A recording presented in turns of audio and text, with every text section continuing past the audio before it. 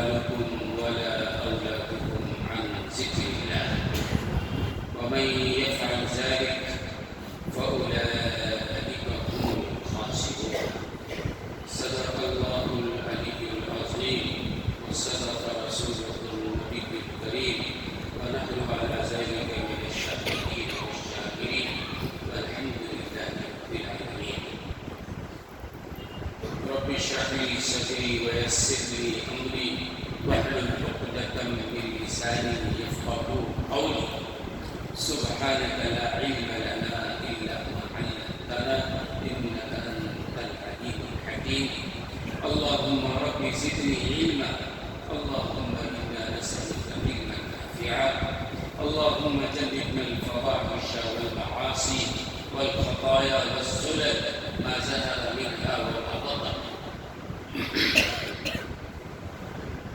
محترم حاضرین کرام، معزز سامعین اعزاز، گزشتہ 2 جمعہ سے جس موضوع پر عرض کر رہا ہوں آج بھی اسی موضوع پر عرض کرنا ہے. اللہ تبارک و تعالی ہم سب کو عمل کی نیت سے سننے اور اس پر عمل کرنے کی توفیق عطا فرمائے. 2 چیزیں ہیں جو عام طور سے اللہ کی یاد سے انسان کو غافل بناتی ہیں. اور بھی چیزیں ہیں. اس آیت کریمہ میں اللہ تبارک و تعالیٰ نے 2 چیزوں کا ذکر فرمایا. 2 چیزیں ایسی ہیں جو انسان کو اللہ سے غافل کرتی ہیں. وہ 2 چیزیں کیا ہیں؟ ایک تو مال اور دوسرے اولاد. یا ایھا الذین آمنوا، اے ایمان والو، لا تلہکم اموالکم ولا اولادکم، تمہارے مال تمہاری اولاد اللہ کی یاد سے غافل نہ کر دے. اور جو کوئی ایسا کرے گا بڑے خسارے میں. تو یہ 2 چیزیں ہیں، اولاد اور اموال، اور یہ دونوں چیزیں انسان کے رزق میں شامل ہیں. مال برا نہیں ہے، استعمال اس کا.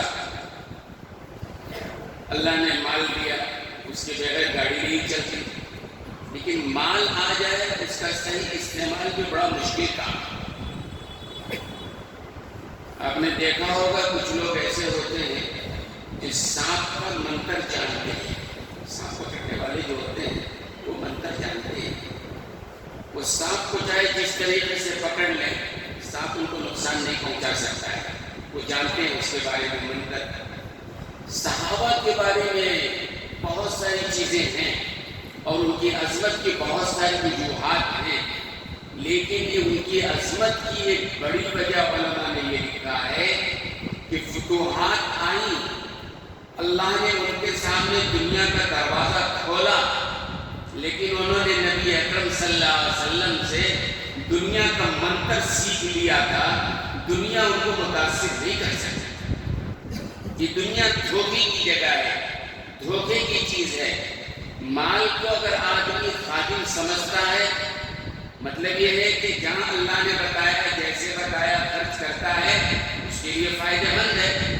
کوئی اگر مال کو اپنا آقا سمجھ لے، مال کی پوجا کرنا شروع کر دے، روزانہ بینک بیلنس چیک کرنا شروع کر دے، بھئی کل اتنا تھا، پرسوں اتنا تھا، آج اتنا ہو گیا، یہ مال کی پوجا کرنا ہے. مال کی محبت کو دل میں بٹھانا ہے. علماء نے لکھا ہے، مشائخ نے لکھا ہے، ایک پرندہ ہے مرغاوی، وہ پانی کے اوپر رہتا ہے اور پانی کے اوپر وہ بیٹھتا ہے.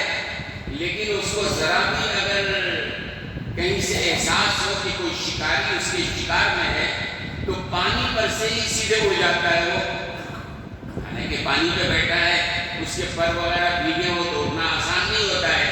لیکن کہتے ہیں اس کے پر اتنے چکنے ہوتے ہیں کہ پانی کا ایک قطرہ بھی اس پر نہیں ہوتا ہے اور پانی پر سے سیدھے اڑ جاتا ہے.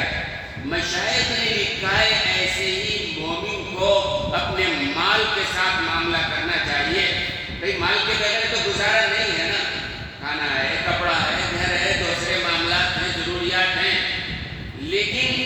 خادم سمجھو، اس کو اپنا آقا مت بناؤ، اپنے دل میں اس کو مت بٹھاؤ۔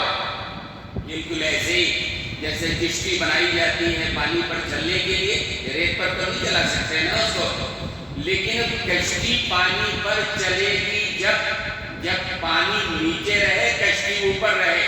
اگر پانی کشتی کے اندر آ جائے تو ظاہر سی بات ہے، ایسی علماء نے سمجھایا ہے کہ دنیا اگر دل میں آ جائے، اور جس کے دل میں دنیا آ جاتی ہے پھر وہ حلال حرام جائز ناجائز سب بھول جاتا ہے، پھر کچھ یاد نہیں رہتا ہے۔ مال برا نہیں ہے، علماء نے مثال دے کے سمجھایا، ایک چاقو ہے، چاقو برا نہیں ہے۔ کوئی آدمی چاقو سے پھل کاٹتا ہے، سبزی کاٹتا ہے، کاٹنے والی چیز کاٹتا ہے، اچھا استعمال ہے۔ اسی چاقو کو کوئی لے کر کسی کا گلا کاٹنے لگ جائے، کسی کا بازو کاٹنے لگ جائے، استعمال غلط ہے۔ مال برا نہیں ہے، اس کا استعمال برا ہے یا اس کا استعمال اچھا ہے، وہ سیکھنے کی ضرورت ہے۔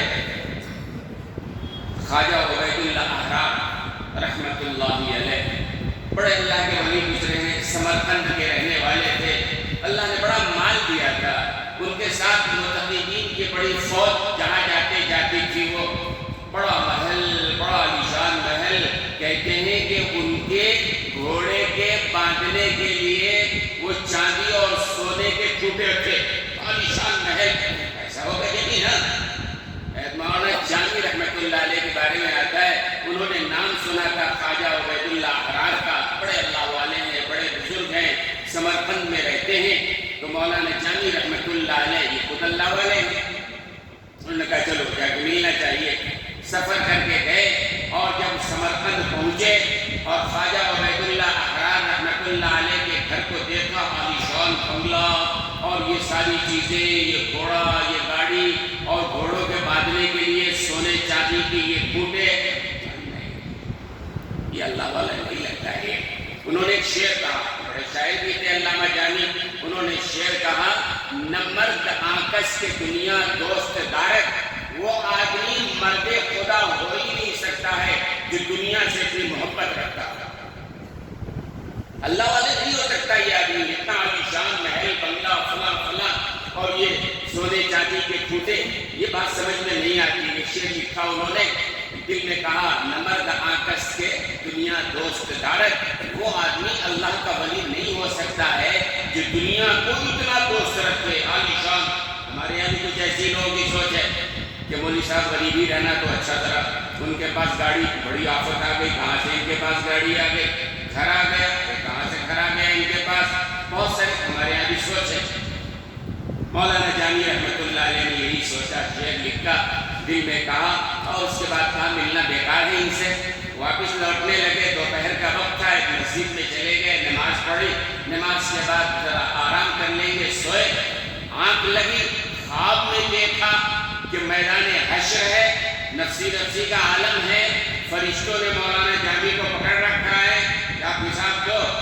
کہتے ہیں کہ کوئی آدمی فقیر ہو کر بھی اس کا حشر قارون کے ساتھ ہو سکتا ہے، کوئی آدمی بڑا بادشاہ ہو کر بھی نبی کے غلاموں میں اس کا شمار ہو سکتا ہے۔ سوچ انسان کی سوچ، ایک آدمی غریب ہے لیکن اس کی سوچ قارون کی جیسی ہے، کاش یا لیتنا مثل ما اوتی قارون، کاش میرے پاس بھی قارون کا خزانہ ہوتا، میرے پاس بھی یہ ہوتا تو ہم یہ کرتے وہ کرتے۔ ہے غریب لیکن علماء نے لکھا ہے اس کی سوچ قارون کی سوچ ہے، اسی لیے اس کا حشر قارون کے ساتھ ہونے والا ہے۔ ایک آدمی بڑے پیسے والا ہے لیکن اس کی سوچ غلط نہیں ہے تو نبی کے غلاموں میں اس کا شمار ہونے والا ہے۔ تو خواجہ عبید اللہ احرار کے پاس گئے تو مولانا جامی لوٹ کے آگے، ملنا بیکار ہے، یہ بڑا دولت مند آدمی ہے، یہ کوئی اللہ کا ولی ہو سکتا ہے۔ مسجد میں لیٹے خواب میں دیکھ رہے ہیں کہ محشر اور نفسی نفسی کا عالم، فرشتوں نے ان کو پکڑ رکھا ہے، چلو حساب کتاب دو۔ ان کے پاس زیادہ پیسے بھی نہیں تھے لیکن جو تھا حساب تو دینا پڑے گا نا۔ یہ پریشان ہو گئے، میں کیا کروں، کہاں سے حساب دو۔ اتنی میں دیکھا کہ خواجہ عبید اللہ احرار خواب میں دیکھ رہے ہیں، خواجہ عبید اللہ احرار جن کے یہاں گئے تھے واپس آ گئے تھے، اپنے متقین کے ساتھ وہ گزر رہے ہیں۔ جب دیکھا تو انہوں نے پوچھا، مولانا سے کیا بات ہے، کیوں آپ پریشان ہیں؟ تو انہوں نے کہا کہ بھئی اس طرح حساب کتاب کے لیے پکڑ رکھا ہے فرشتوں نے، کیا کریں؟ تو خواجہ عبید اللہ احرار نے کہا ٹھیک ہے، اگر آپ کے پاس نیکیاں کم ہیں تو ہمارے اکاؤنٹ سے ہمارے حساب سے میں کہتا ہوں فرشتوں کو لے لیں گے، اور فرشتوں سے کہا چھوڑ دو۔ آپ کھل گئی، آپ دیکھ رہے تھے۔ اب جب خواب سے اٹھے تو سوچا نہیں یہ خواجہ عبید اللہ احرار جو ہے کوئی دنیا دار آدمی نہیں ہے، کوئی واقعی اللہ کا ولی ہے، کوئی راز ہے اس میں، واپس چلنا چاہیے۔ واپس گئے، خواجہ سے ملاقات ہوئی تو خواجہ صاحب نے مسکراتے ہوئے کہا کہ وہ آپ نے جو کہا تھا، کیا کہا تھا؟ انہوں نے اپنے من میں کہا تھا، اللہ نے الہام کے ذریعے بتا دیا ان کو۔ تو مولانا جان کہنے نہیں اگر کوئی بات نہیں کرنے کی، بتائیے کیا کہا تھا؟ تو مجبوراً کہنا پڑا کہ میں نے یہ کہا تھا نمرد آکس کی دنیا دوست دارت، وہ آدمی اللہ کا ولی نہیں ہو سکتا ہے کہ دنیا سے اتنی محبت رکھنے والا ہو، یا علیشان بنگلہ فلاں فلاں۔ تو خواجہ عبید اللہ احرار رحمۃ اللہ علیہ نے کہا مولانا آپ نے ایک مصرع کہا، میں اس مصرے کو پورا کرتا ہوں، مکمل شعر یہ ہے۔ اگلا شعر انہوں نے کہا اگر دارت برائے دوست دارت، اگر دارت برائے دوست دارت، آپ نے کہا تھا نمبر آکس کے دنیا دوست دارت، وہ ولی نہیں ہو سکتا ہے جو دنیا کو اتنی عزیز رکھتا ہو۔ فرمایا کہ اگر دارت برائے دوست دارت، اگر کوئی آدمی دنیا رکھتا ہے لیکن اللہ کی رضا کے لیے رکھتا ہے تو اللہ کا ولی ہو سکتا ہے۔ تو دنیا برا نہیں ہے، اس کا استعمال برا ہے یا صحیح ہے، استعمال کی بات اصل میں ہے دوستوں اور بزرگوں۔ تو علماء نے لکھا ہے کہ بعض فقیر ہیں لیکن ان کا حشر قارون کے ساتھ ہوگا کہ ان کی سوچ ہو، اور بعض مال والے ہوں گے لیکن ان کا حشر نبی کے غلاموں کے ساتھ ہوگا۔ اور امام شافعی رحمۃ اللہ علیہ سے کسی نے ایک مسئلہ پوچھا، امام شافعی رحمۃ اللہ علیہ سے ایک بندے نے مسئلہ پوچھا کہ حضرت یہ بتائیے کہ ایک آدمی مرنے والا مر رہا ہے، وصیت یہ کر کے جا رہا ہے کہ میرے پیچھے جو میرا مال ہے وہ متوکل لوگوں میں تقسیم کر دیا جائے۔ متوکل یعنی توکل کرنے والے، مرنے والے نے وصیت صرف اتنا کیا ہے میرا جو مال ہے وہ توکل والوں میں تقسیم کر دیا جائے۔ اب وہ آدمی مر گیا، آپ فرمائیے اس کا مال کن لوگوں میں تقسیم کیا جائے، کن کو توکل والا کہا جائے؟ تو امام شافعی رحمۃ اللہ علیہ نے فرمایا جس آدمی نے یہ وصیت کی ہے کہ توکل والوں میں مال تقسیم کیا جائے تو اس کا مال کسانوں میں تقسیم کیا جائے گا، جو لوگ زراعت کرتے ہیں، جو لوگ کھیتی کا پیشہ کرتے ہیں۔ کیوں؟ فرمایا کہ اس لیے کہ کھیتی کرنے والوں کے مقابلے میں اور کھیتی کا پیشہ جو لوگ کرنے والے ہوتے ہیں سب سے بڑے توکل والے لوگ ہوتے ہیں۔ کیسے؟ فرمایا کہ کسان کیا کرتا ہے، زمین میں بیج ڈال دیتا ہے، پانی ڈال دیتا ہے، باقی اللہ پر بھروسہ، اللہ چاہے تو اس سے پیڑ نکالے، پودا نکالے، پھل پھول نکالے، نہ چاہے تو نہ نکالے۔ سورہ واقعہ میں اللہ نے جھجور کے کہا کہ افرائیتم ما تحرثون، افرائیتم ما تحرثون، تمہارا کیا خیال ہے تم جو کھیتی کرتے ہو، انتم تزرعونہ ام نحن الزارعون، ہم پودا نکالتے ہیں یا تم نکالتے ہو؟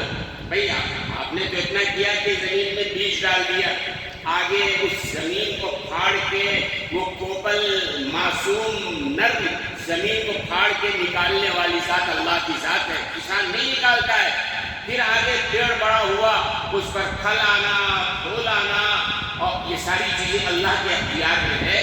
تو فرمایا کہ دیکھو بھائی، امام شافعی رحمۃ اللہ علیہ نے فرمایا کسان متوکل، اس کی کمائی حلال کی کمائی، کوئی گڑبڑ سڑبڑ نہیں ہے۔ اور سورہ واقعے کو آگے پڑھیے تو اللہ نے اور کئی باتوں کے بارے میں کہا، بات یہ آگے تمہیں عرض کرو کہ آگے اللہ نے فرمایا افرأیتم ما تمنون انتم تخلقونہ ام نحن الخالقون، اس کا ترجمہ ہوگا تمہارا کیا خیال ہے تم صرف منی ٹپکاتے ہو، مادر رحم میں منی ٹپکاتے ہو۔ ترجمہ افرأیتم ما تمنون، تمہارا کیا خیال ہے تم منی ٹپکاتے ہو، اس کے آگے تو کوئی کام نہیں کرتے ہو نا، منی ٹپکاتے ہو، انتم تخلقونہ ام نحن الخالقون، تم پیدا کرتے ہو کہ ہم پیدا کرتے ہیں؟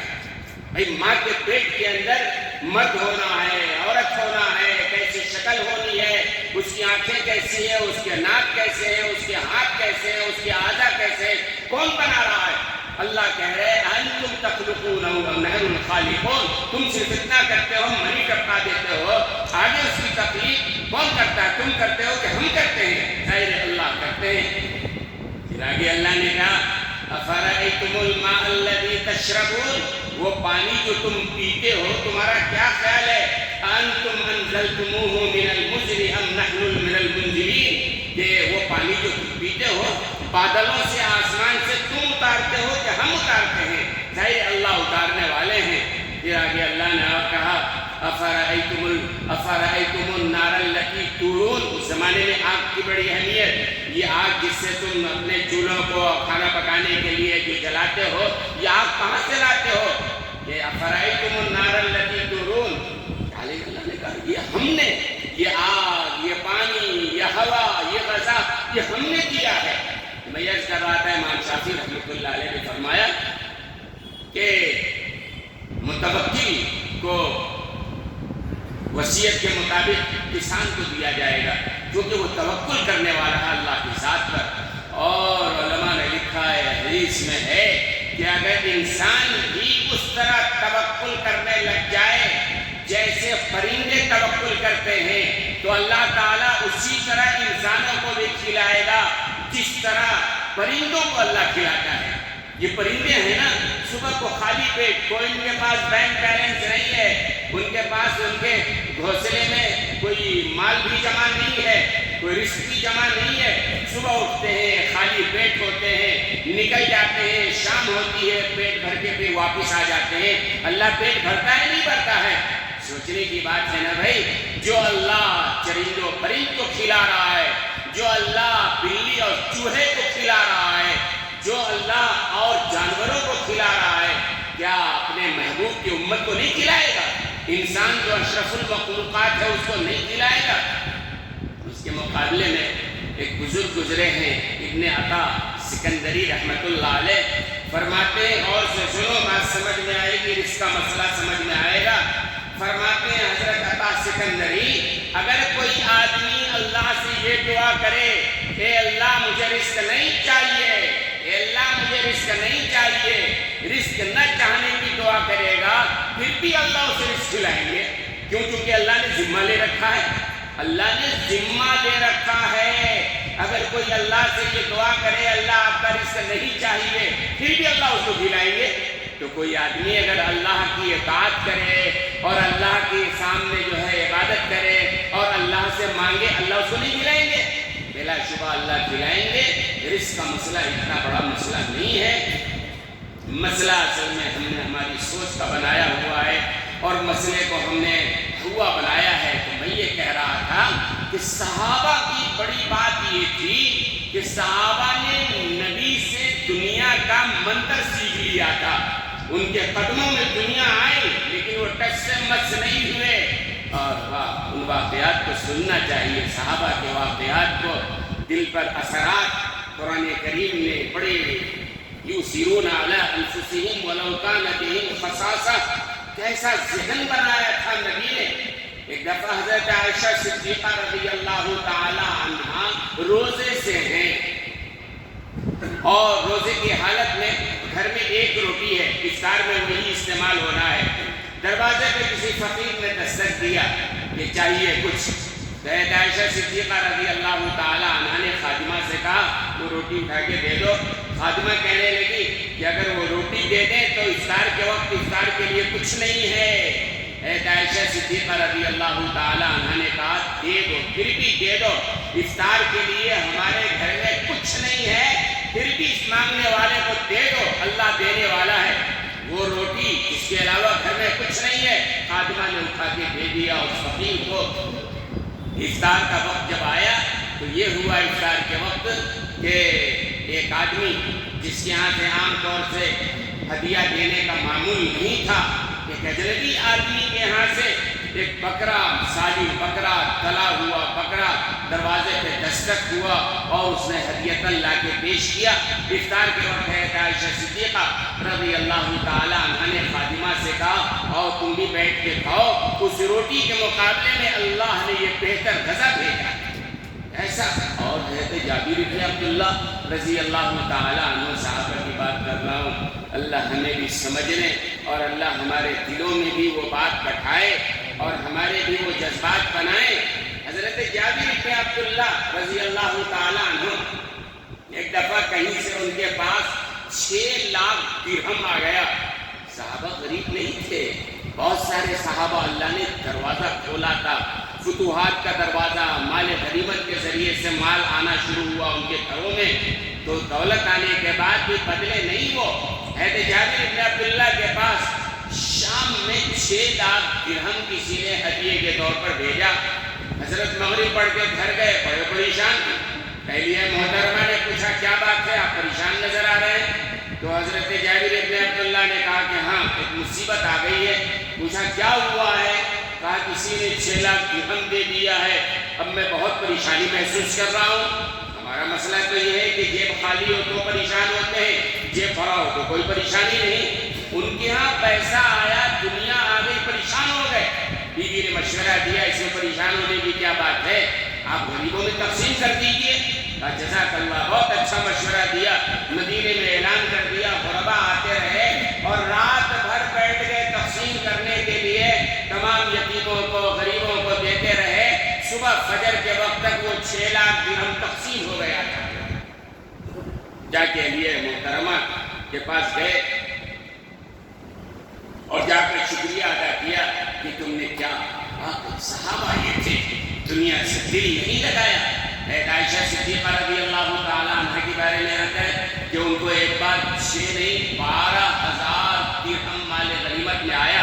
12,000 درہم آنے کے ساتھ تقسیم کرنا شروع کر دیا، دینا شروع کر دیا، پورا تقسیم ہو گیا۔ اب افطار کے وقت فاطمہ نے کہا کچھ پیسہ دیجیے، ہم افطار کی کوئی چیز لے لیں۔ تو عائشہ صدیقہ نے کہا تمہارے پاس تو پیسہ تھا؟ اس نے کہا نہیں، ختم ہو گیا ہے۔ کاش آپ نے تقسیم کیا تھا، کچھ رکھ لیتے۔ گھر میں یہ حالت ہے، اتنی بڑی رقم ہے، تقسیم کر دیا۔ یہ جذبات تھے، دنیا کو اپنے اوپر غالب نہیں ہونے دیا۔ حضرت جابر بن عبداللہ کے بارے میں کہ جب دنیا ان کے پاس آئی تو انہوں نے دنیا دیکھ کے کیا کہا، جو مال آیا تھا اس کو دیکھ کے کیا کہا، یا دنیا غرنی غیری، اے دنیا کسی اور کو دھوکہ دینا، تمہارا جادو ہمارے اوپر نہیں چل سکتا ہے۔ حضرت عمر بن خطاب رضی اللہ تعالیٰ عنہ، عمر رضی اللہ تعالیٰ عنہ نے اپنے خادم کو 400 درہم دیا، ایک تھیلی بنا کر، کہا جاؤ ابو عبیدہ ابن جراح ایک صحابی ہے، ان کو جا کے میری طرف سے تحفۃ پیش کرو۔ اور خادم سے کہا فوراً لوٹ کے مت آنا، تھوڑی دیر رک جانا، دیکھو وہ کیا کرتے ہیں۔ حضرت عمر رضی اللہ تعالیٰ عنہ کا وہ خادم جو ہے وہ 400 درہم کی تھیلی لے کر گیا کہاں، حضرت ابو عبیدہ ابن جراح رضی اللہ تعالیٰ عنہ کے پاس جا کے دیا۔ حضرت عمر نے ہدیے میں دیا ہے۔ حضرت ابو عبیدہ ابن جراح نے بڑی دعائیں دی، اللہ حضرت عمر کے مال میں برکت دے، ان کا کرم احسان۔ اور اس کے بعد وہیں بیٹھے بیٹھے وہ 400 درہم انہوں نے اپنے خادم کو بلایا، بھائی فلاں کے گھر وہ 50 درہم، فلاں کے گھر میں 10 درہم، فلاں کے یہاں 20 درہم۔ وہ جو آیا تھا غلام وہ دیکھ رہا تھا سب، یہاں تک کہ اسی بیٹھک میں پورے کے پورے 400 درہم تقسیم کر دیا، ایک درہم اپنے لیے نہیں رکھا۔ حضرت عمر کا خادم گیا جا کے حضرت کو بتایا، حضرت میں نے وہ 400 درہم تحفے میں دیا، انہوں نے دعا دی اور اسی مجلس میں بیٹھے بیٹھے غریبوں میں تقسیم کر دیا۔ حضرت عمر رضی اللہ تعالیٰ عنہ کو ان کے بارے میں معلوم ہوا تھا کہ شام کا گورنر بنایا تھا۔ حضرت عمر رضی اللہ تعالیٰ عنہ نے حضرت ابو عبیدہ ابن جراح کو شام کا گورنر بنایا تھا۔ اور یہ واقعہ میں بیان کرتا ہوں، میں کہتا ہوں واہ کیسے تھے واقعی صحابہ، کیسے تھے رسول اللہ کے شاگرد، کیسے تھے۔ وہ کہا جاتا ہے نا کہ استاد اپنے شاگرد سے پہچانا جاتا ہے، جب ان کے شاگرد ایسے تھے جناب رسول اللہ صلی اللہ علیہ وسلم کا تعارف۔ حضرت ابو عبیدہ ابن جراح کو شام کا گورنر بنایا تو حضرت عمر رضی اللہ تعالیٰ عنہ کو اطلاع ملی کہ گورنر بننے کے بعد ان کے حالات بدل گئے ہیں۔ گورنر بننے کے بعد آج تو ہمارے یہاں کارپوریٹر ہو جائے تو حالات بدل جاتے ہیں، MLA ہو جائے تو آدمی بدل جاتا ہے، ایسے جہاں سے چاہو لوٹو لاؤ بناؤ، یہ صورتحال اطلاع ملی تو حضرت عمر اپنے گورنروں اور اپنے حاکموں افسروں کے بارے میں خبر رکھتے تھے، اطلاع ملی، حضرت گئے شام کا علاقہ اس زمانے میں بڑا سرسبز و شاداب علاقہ تھا، بڑا زرخیز علاقہ تھا، دمشق اس کی راجدھانی تھی، تو حضرت عمر گئے اور جا کے حضرت ابو عبیدہ ابن جراح سے ملے اور کہا کہ بھائی آج رات آپ کے گھر رہنا ہے، آپ کا گھر کہاں ہے دکھاؤ، مقصد تھا دیکھنا کیا ہے گھر میں، سمجھ میں آئے گا نا۔ تو حضرت ابو عبیدہ نے کہا کہ حضرت ہمارے گھر جا کر سوائے آنکھ نچوڑنے کے اور کچھ نہیں ملنے والا ہے۔ حضرت عمر نے کہا نہیں مجھے چلنا ہے، تمہارا گھر دیکھنا ہے کیسا ہے کیا ہے۔ حضرت نے کہا ٹھیک ہے۔ گورنر ہاؤس سے شام تک کام تھا، کام ختم ہونے کے بعد مغرب پڑھ کے نکلے حضرت ابو عبیدہ ابن جراح، حضرت عمر بھی ساتھ میں ہیں، چلے جا رہے ہیں دمشق کا وہ بالکل زرق برق بہترین شہر، خوبصورت شہر، چلے جا رہے ہیں، شہر کا کنارہ آ گیا۔ حضرت عمر نے پوچھا میں کہاں جا رہے ہو؟ انہوں نے کہا حضرت قریبی گھر ہے میرا، شہر کے باہر ایک کچی بستی میں، وہاں انہوں نے دیکھا ایک جھوپڑی ہے اور گورنر ہے شام کا، وہ کچے گھر کے سامنے جا کے کھڑا ہو گیا، چپل اوپر سے ڈالا ہوا ہے۔ حضرت عمر سے کہا یہ میرا گھر ہے۔ حضرت عمر رضی اللہ تعالیٰ انہوں نے کہا تم یہاں رہتے ہو؟ کہا حضرت یہی میرا گھر ہے۔ ٹھیک ہے چلو اندر گئے۔ حضرت عمر رضی اللہ تعالیٰ عنہ دیکھنا چاہتے تھے کیا ہے، دیکھا اللہ اکبر کچھ نہیں۔ حضرت عمر نے کہا ایک مصلی بچھا ہوا ہے اور نہ کھانے پینے کی کوئی چیز ہے نہ بستر ہے۔ پوچھا یہاں کیسے رہتے ہو؟ کہا حضرت یہ مصلی ہے، نماز جو پڑھ لیتا ہوں کسی پر سو جاتا ہوں۔ اور چھپڑ میں ہاتھ ڈالا، انہوں نے ایک پیالہ نکالا، اس میں روٹی، سوکھی روٹی صبح ہی کھلا کے گئے تھے، ڈال کے گئے تھے۔ کہا حضرت یہ ہے۔ فرمایا کہ میرے پاس وقت نہیں رہتا، کوئی پکانے والی نہیں رہتی ہے، پورے ہفتے کی روٹی بنوا لیتا ہوں، صبح جاتا ہوں تو پانی میں ڈال دیتا ہوں، شام کو آ کے کھا لیتا ہوں، شام کو ڈال دیتا ہوں، صبح کھا لیتا ہوں۔ یہ ہماری کل کائنات ہے، یہ پیالہ ہے، سوکھی روٹی ہے، یہ مصلی ہے۔ حضرت عمر کی آنکھوں سے آنسو آ گئے۔ حضرت ابو عبیدہ ابن جراح نے کہا حضرت میں نے پہلے ہی کہا تھا اس سوائے آنکھ نچوڑنے کے کچھ نہیں ملنے والا ہے۔ یہ صحابہ گورنر ہے شام کے، لیکن زندگی میں کوئی تبدیلی نہیں آئی۔ ہمارا حال یہ ہے کہ چاہے پیسہ جیسے بھی آئے، جہاں سے بھی آئے، حرام سے آئے، غلط طریقے سے آئے، لوٹ کے آئے، دھوکہ دے کے آئے، ہم اترانے لگتے ہیں، غرور کرنے لگتے ہیں۔ یاد رکھنا اچھی طریقے سے کہ اللہ تبارک و تعالیٰ کا ایک نظام ہے، اللہ تعالیٰ کا جو نظام ہے نا وہ اللہ کا نظام ہے۔ اللہ نے سورہ قصص کے اندر قارون کا واقعہ بیان کیا ہے، وہ عبرتناک واقعہ ہے۔ قارون کا واقعہ، اللہ نے بڑا مال دیا تھا، بڑا دولت مند انسان تھا قارون۔ زکوٰۃ کی آیت نازل ہوئی، حضرت موسیٰ نے کہا بھائی زکوٰۃ فرض ہے، اللہ نے مال دیا ہے تو بڑا غصہ ہوا وہ قارون، بڑا غصہ ہوا۔ اس نے کہا چلو کوئی ترکیب نکالو، کیا کرو؟ Public insult. حضرت موسیٰ ہے نا بڑی تقریر کرتے ہیں زکوٰۃ دو، پبلک انسلٹ، ایسا کرو کہ عوام میں ذلیل ہو جائیں گے۔ اور ایسے ہی ہوتا ہے ہمارے درمیان جو حاسدین ہوتے ہیں نا، جب کسی سے حسد چڑھتی ہے ان کو جھوٹ موٹ کا کچھ ملمہ سازی کر کے غلط سلط مسئلہ بنا کر کے ذلیل کرنا چاہتے ہیں، لیکن عزت اور ذلت تو اللہ نے اپنے اختیار میں رکھا ہے نا۔ اس نے یہ ذلیل کرنے کی کوشش کی۔ پھر لمبا واقعہ ہے کہ ایک عورت کو تیار کیا کہ الزام لگا دینا۔ عورت جب کھڑی ہوئی الزام لگانے کے لیے، حضرت موسیٰ علیہ السلام کے چہرے پہ، نورانی چہرے پہ نظر پڑی تو ڈر گئی وہ، اور اس نے راضی کھول دیا۔ حضرت یہ قارون لایا تھا مجھے پیسے دے کر کے آپ پر الزام لگا دیا جائے۔ پھر آگے لمبا واقعہ ہے۔ تو قارون کے بارے میں اللہ نے کیا کہا؟ احسن کما احسن اللہ الیک۔ بھائی اللہ نے تم پر احسان کیا ہے، تم اللہ کے دوسرے غریب بندوں پر احسان کرو۔ تو کہتا تھا کہاں کا احسان ہے، میں نے میری محنت سے کمایا ہے۔ اور پھر اللہ نے آگے اسی آیت میں فرمایا وَلَا تَنْسَ نَصِيبَكَ مِنَ الدُّنْيَا۔ آیت یاد رکھیے، دنیا سے جو تم کو حصہ ملنے والا ہے اس کو کبھی مت بھولنا۔ میں بارہ کہتا ہوں، کیا مطلب ہے اس کا؟ بعض مفسرین نے لکھا ہے وَلَا تَنْسَ نَصِيبَكَ مِنَ الدُّنْيَا۔ اللہ کہہ رہے ہیں کہ دنیا سے جو تم کو حصہ ملنے والا ہے اس کو یاد رکھنا، بھولنا مت۔ بعض مفسرین فرماتے ہیں اس سے مراد یہ ہے چاہے جتنا پیسے والا ہو، کروڑوں اربوں کا مالک ہو، جب مرے گا اس کا حصہ دنیا سے جو ہے کفن کے علاوہ کچھ نہیں ملنے والا۔ وَلَا تَنْسَ نَصِيبَكَ مِنَ الدُّنْيَا، اللہ نے جتنا دیا ہے جاؤ کہ قبر میں کفن لے کے آ گیا اور کچھ نہیں جانے والا۔ غرور کس بات کا؟ کئی لوگ مال کے معاملے میں غرور ہے۔ مجھے وقت بھی ہو رہا ہے، ایک بات اور مجھے عرض کرنی تھی، انشاءاللہ اس بات کو میں عرض کروں گا۔ یہ ایک مسئلہ ہے جو کئی لوگوں نے اس پر کافی بات چیت کی ہے۔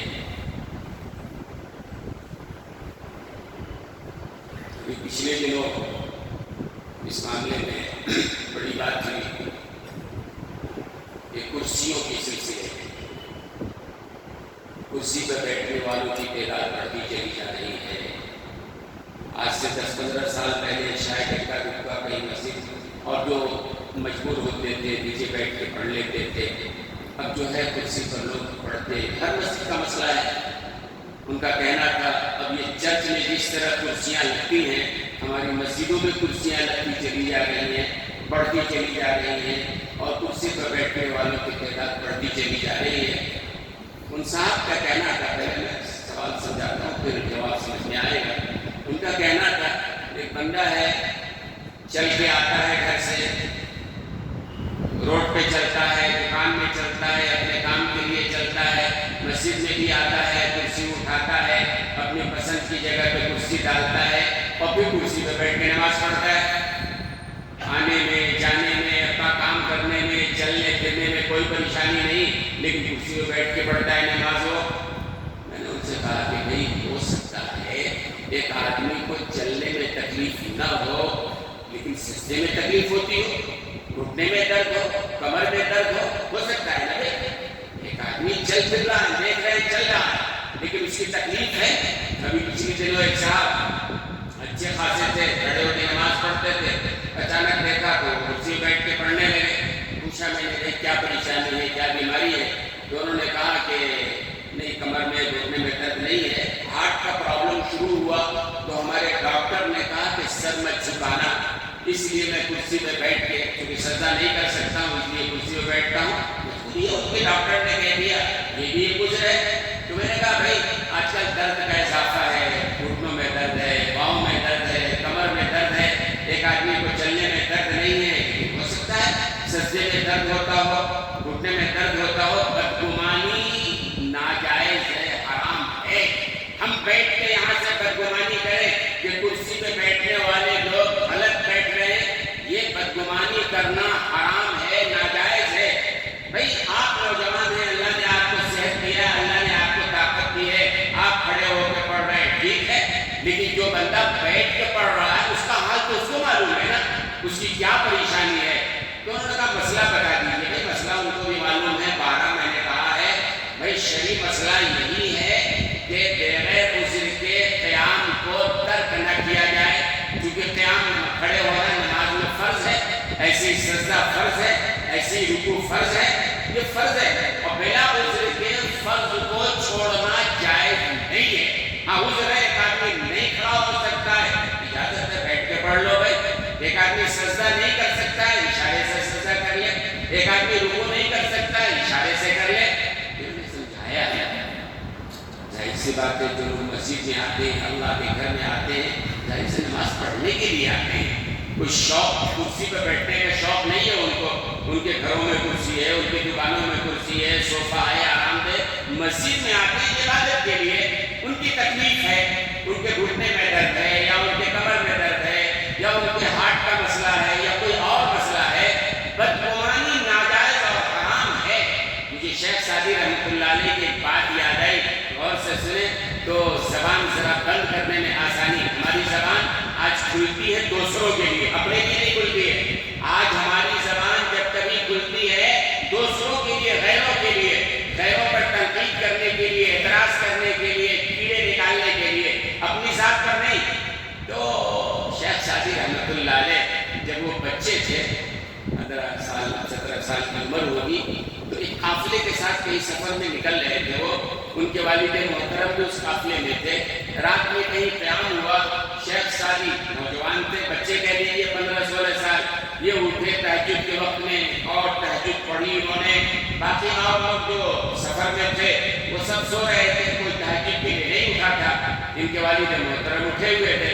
تو شیخ سعدی رحمۃ اللہ علیہ نے تہجد پڑھ لیا، اس کے بعد اپنے والد محترم سے کہا کہ کیسے سو گئے آپ، یہ سو رہے، ان کو تہجد پڑھنے کی توفیق نہیں ہوتی ہے، اٹھ کے 4 رکعت پڑھ لیتے۔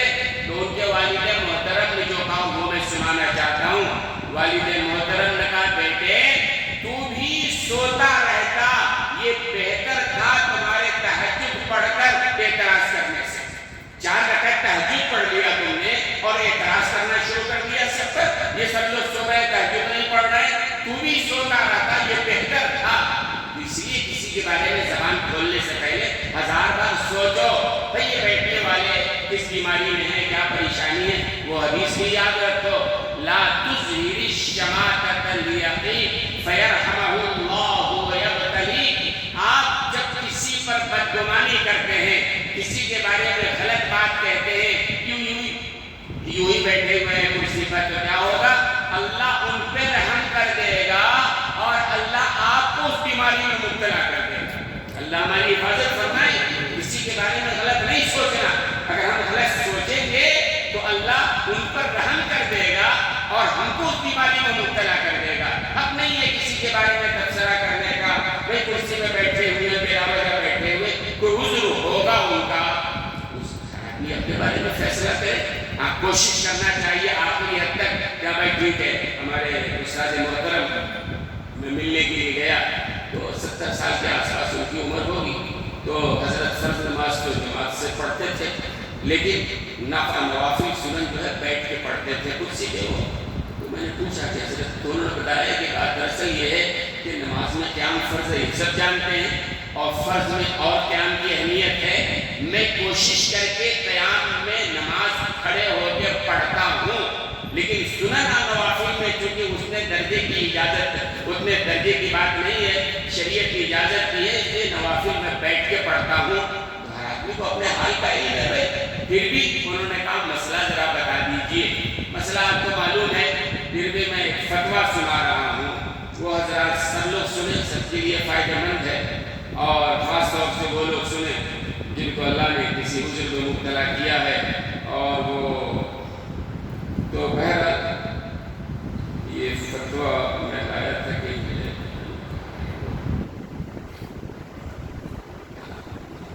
یہ فتویٰ بہت سے سن لیجیے اور سب لوگ سنیں۔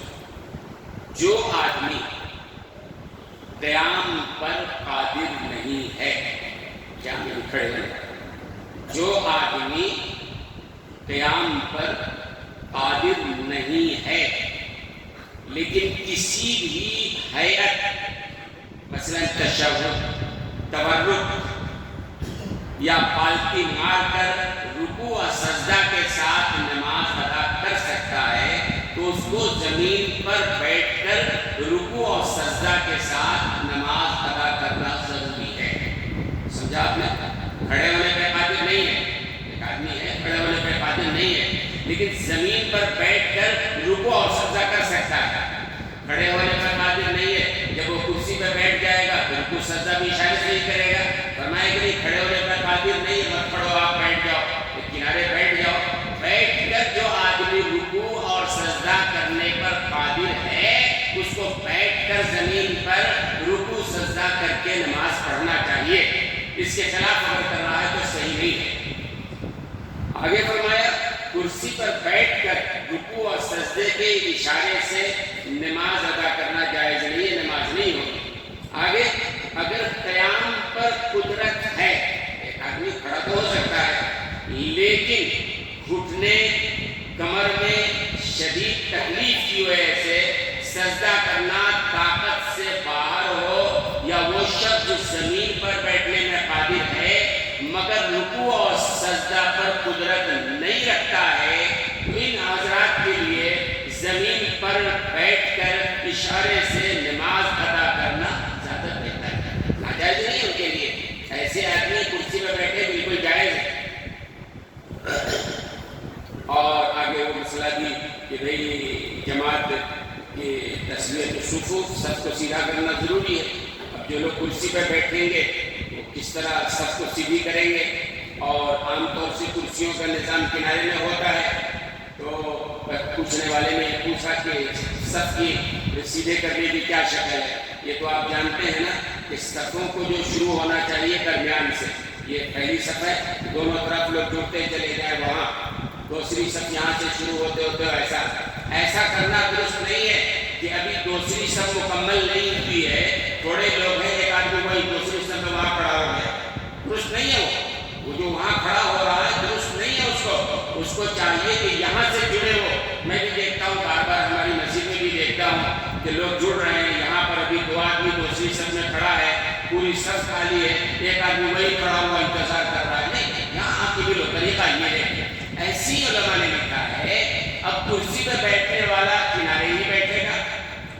اب اگر کنارے بیٹھے گا، علماء نے لکھا اس صفحے میں ہے، اگر اس کو یقین ہے کہ نماز شروع ہونے سے پہلے صفیں ہماری کرسی تک آ جائیں گی تب تو وہ کرسی میں بیٹھے ہو.